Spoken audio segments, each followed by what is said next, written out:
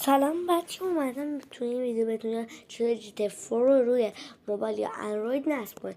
اول شما لازم به روبیکا دارید که میتونید از بازار و مارکت به راحتی نصبشون کنید.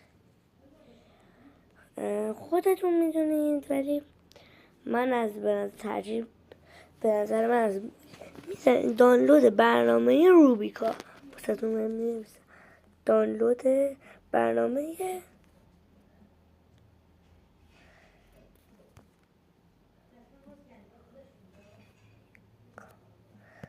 و میزنم. بچه ها رو ما نصب داشتیم، ولی واسه اون خط میکشم که اینو بچه دانلود میکنم. خط باشم نیستی. بعد بچه میرین داخل اونجا، میرین دانلود بازیه.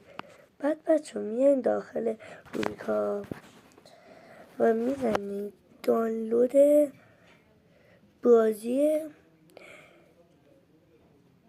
جی تی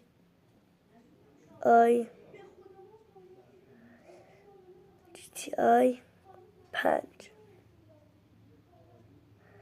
GTA 5 وی یه وی هم میزنید بچه ها. بعد اونجا مود پک هم میزنید.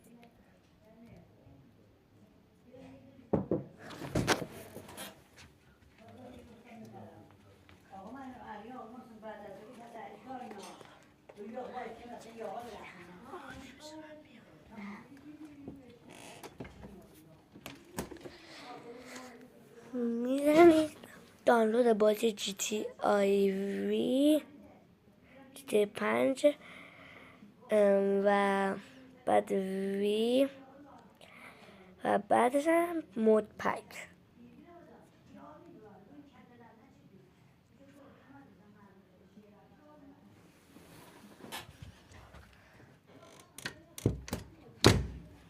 و بچه وقتی که این رو زدید اینجا، این اولیه،